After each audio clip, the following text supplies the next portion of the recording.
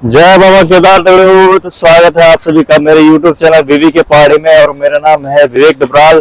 और मैं आ चुका हूँ ओमकारेश्वर मंदिर, ज्योतिर्लिंग ओमकारेश्वर।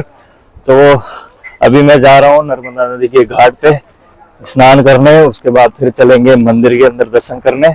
12 ज्योतिर्लिंगों में से एक और मध्य प्रदेश के 2 ज्योतिर्लिंगों में से एक ओमकारेश्वर मंदिर नर्मदा नदी के किनारे स्थित है।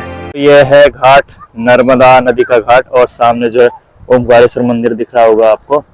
और यहाँ पे जो है बोट से भी जा सकते हैं, यहाँ से जो बोट करके फिर वो सामने जो है बोट से भी जा सकते हैं, या फिर ये पुल से भी जा सकते हैं आप लोग।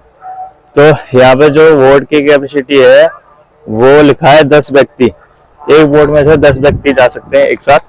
तो अभी जो है यहाँ पे देखिए स्नान भी कर रहे हैं लोग, तो हम भी स्नान करते हैं। तो नहा धो के हम हो चुके तैयार, अब जा रहे हैं हम मंदिर की तरफ बढ़ रहे हैं दर्शन के लिए। और सामने ये पुल है, इस पुल को ब्रिज को पार करके फिर सामने ही मंदिर दिख रहा है। ओमकारेश्वर मंदिर खंडवा जिले में है और उज्जैन से 143 किलोमीटर दूर है। इंदौर से 78 किलोमीटर दूर है और इन दोनों ही जगह से डायरेक्ट बसेस ओमकारेश्वर तक मिल जाती है। तो नर्मदा नदी जो कि रेवा के नाम से भी जाना जाता है, और ये नदी महाराष्ट्र, गुजरात और मध्य प्रदेश में बहती है। भारत की एक प्रमुख नदी है नर्मदा नदी। तो नर्मदा नदी जो है पश्चिम की ओर बहने वाली सबसे लंबी नदी है। तो नर्मदा नदी जो है अमरकंटक पठार से निकलकर खामत की खाड़ी में गिरती है।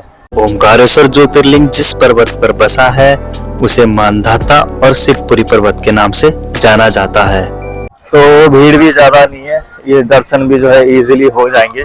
और नहीं तो सावन में और शिवरात्रि में जो है भीड़ भाड़ ज्यादा देखने को मिलती है शिव मंदिरों में। तो प्रसाद मैंने ले लिया है, अब बढ़ते हैं सीधा मंदिर की तरफ। यहाँ से जो है लाइन लगती है, ये सामने जो है यहाँ से जो है लाइन लगती है दर्शन के लिए। अभी देखो खाली है पूरा, लेकिन कभी कभी तो लाइन भर जाती होगी, ये पूरी कोई नीचे पुल तक रहती होगी, या उस साइड आगे भी है, उस साइड रहती होगी। पौराणिक कथा के अनुसार यहाँ राजा मानधाता ने नर्मदा नदी के किनारे कठोर तपस्या की थी, जिससे भगवान शंकर प्रसन्न होकर और राजा मानधाता के कहने पर भगवान शंकर ज्योतिर्लिंग के रूप में यहाँ विराजमान हो गए। बाद में देवताओं और ऋषियों के अनुरोध करने पर भगवान शंकर ने ज्योतिर्लिंग को 2 भागों में विभाजित कर दिया, जिसमें से एक ओमकारेश्वर और दूसरा ममलेश्वर कहलाया। तो अभी तक मैंने जो है 2 ज्योतिर्लिंग के जो है दर्शन करे हैं, केदार बाबा के दर्शन करे और महाकाल के दर्शन करे। और अब मैं तीसरे ज्योतिर्लिंग के दर्शन करने जा रहा हूँ, ओमकारेश्वर मंदिर। और बस पहुँचने वाला हूँ, और अब दर्शन हो जाएंगे महादेव जी के तीसरे ज्योतिर्लिंग के। 12 ज्योतिर्लिंग तो अभी भगवान की महाकाल की कृपा रही, केदार बाबा की कृपा रही तो हो जाएंगे। तो मैं लाइन में लगा हूँ दर्शन के लिए, मेरे पीछे देख सकते हो आप, कोई भी नहीं है। तो हर हर महादेव, मैं आ चुका हूँ दर्शन करके महादेव के। और बहुत सुंदर जो है दर्शन हो रहे हैं महादेव के, बिल्कुल गर्भगृह में ही जो है दर्शन हो रहे हैं महादेव के। तो अभी हम जा रहे हैं फिर ममलेश्वर महादेव, और ममलेश्वर महादेव के दर्शन करने भी जरूरी है। अगर आपने ओमकारेश्वर महादेव के दर्शन करे तो ममलेश्वर महादेव के दर्शन जो है जरूरी है।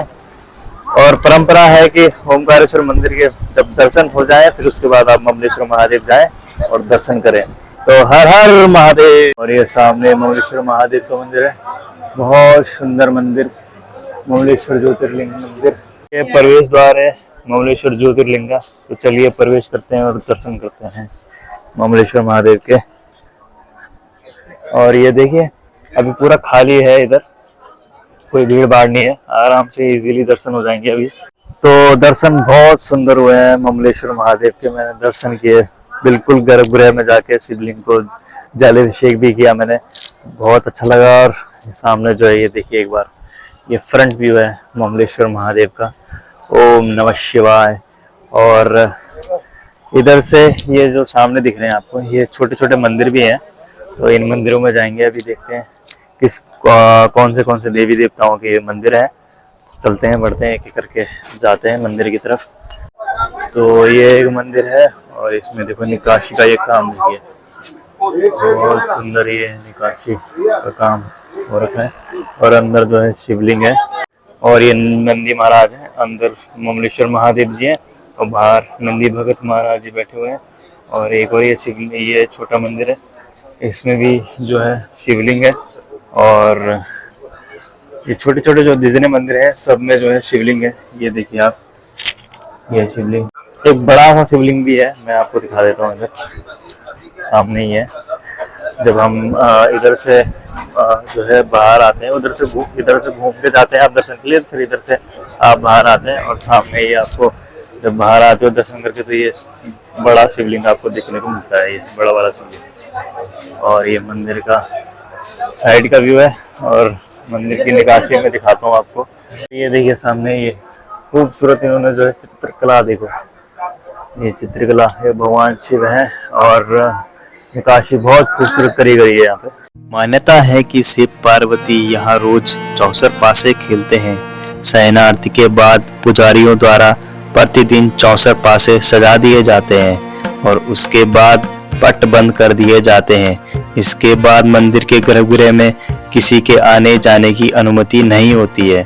कहते हैं सुबह ये पासे बिखरे हुए मिलते हैं। तो मैं गौमुख घाट पे आ चुका हूँ और यहाँ से जो है ओमकारेश्वर मंदिर का जो है बहुत सुंदर व्यू आता है।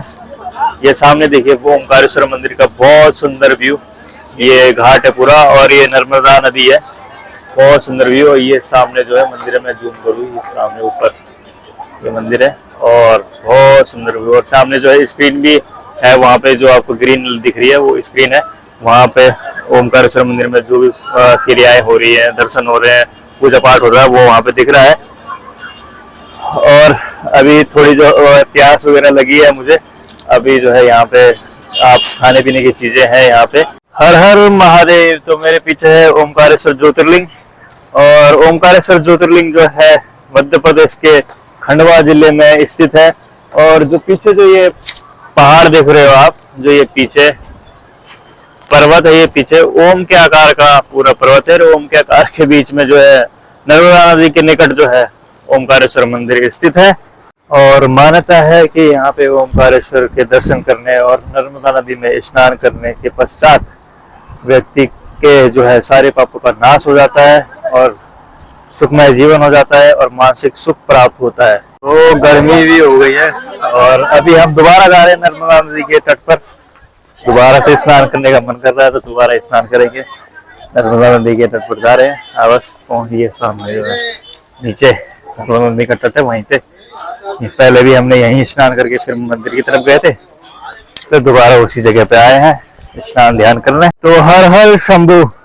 तो मैंने भगवान महादेव की कृपा से पंच केदार और 3 ज्योतिर्लिंग जो है कंप्लीट कर लिए हैं, केदारनाथ, महाकाल और ओमकारेश्वर। तो हर हर महादेव। तो 12 ज्योतिर्लिंगम तमाम नमामि। तो मैं 12 ज्योतिर्लिंग का जो स्तोत्रम है मैं उसको जो है पाठ कर रहा हूँ, कृपया सुनिए प्लीज। तो सौराष्ट्र देशे सोमनाथम च श्रीशैल मल्लिकार्जुनम उज्जैनम महाकालम ओमकारे तम ममलेश्वरम परलायान वैद्यनाथम च दक्षिण्यायाम भीमाशंकरम सेतुबंधु तु रामेशम नागेशम दारुकवने वर्णासयुत विश्वेशम त्र्यंबके गोत्रमटीटे हिमालये तु केदारनाथम घृणेषु तु विशालकेन। 12 ज्योतिर्लिंगम स्तोत्रम था ये, जो कि संपूर्ण हो चुका है। तो 12 ज्योतिर्लिंगम संपूर्ण नमः। तो इसमें जो है जितने भी ज्योतिर्लिंग है उनके बारे में पूरा वर्णन है। हिमालय में केदार, सौराष्ट्र देश में सोमनाथ, अवंतिका नगरी महादेव, महाकाल, तो सब कुछ का सार 12 ज्योतिर्लिंगों का जो सार है वो इस 12 ज्योतिर्लिंग का जो स्तोत्र है, 12 ज्योतिर्लिंग स्तोत्र उसमें है। तो ये इसको शाम और सुबह जो भी कहते हैं, जो शाम सुबह पढ़ता है तो जिसके 7 जन्म, जिसके 7 जन्म के पाप हैं वो सभी नष्ट हो जाते हैं। तो हम नहा धो गए हैं दोबारा और अब करते हैं भोजन, क्योंकि सुबह से कुछ खाया नहीं। दर्शन करके फिर सीधा आए नहाने, क्योंकि गर्मी हो रही थी। और अब तो सुबह सुबह आ गए थे हम, क्योंकि लगभग हम चले थे 7 बजे चले थे, 8 बजे 9 बजे यहाँ पहुंच गए थे, 2 घंटे में पहुंच गए थे। इंदौर से, और दर्शन करके फिर आए। और भीड़ अब ज्यादा बढ़ गई है, ये देख लो आप, पूरे घाट पे जो है भीड़ ही भीड़ हो गई है, पूरे घाट पे ऊपर तक, क्योंकि सुबह सुबह जो है भीड़ नहीं थी। तो यही होता है सुबह आने का फायदा, यही होता है कि सुबह जल्दी आएंगे तो आपको दर्शन भी जल्दी हो जाएंगे और आप फ्री भी जो है जल्दी हो जाओगे।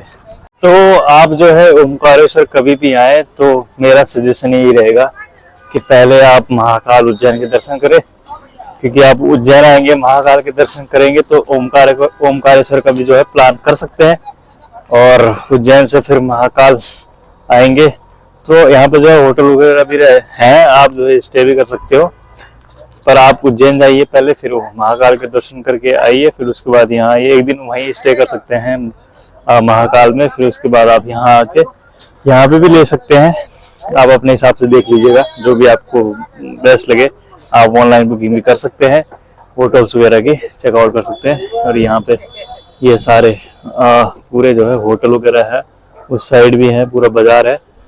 तो आप जब भी आए, और इंदौर से लगभग ये 70-80 किलोमीटर दूर है, 2 घंटे हमें भी 2 घंटे लगे आने में, और रास्ता भी ठीक है, हाईवे है पूरा, और थोड़ा सी दूर में आप मंदिर पहुंच जाएंगे और दर्शन भी बहुत अच्छे हो जाएंगे। तो कैसा लगा ये ब्लॉग? अगर आपको जो है ब्लॉग अच्छा लगा तो लाइक शेयर सब्सक्राइब जरूर करें, और जो भी नए देख रहे हैं मेरी उनसे रिक्वेस्ट है कि प्लीज सब्सक्राइब करो, सपोर्ट करो।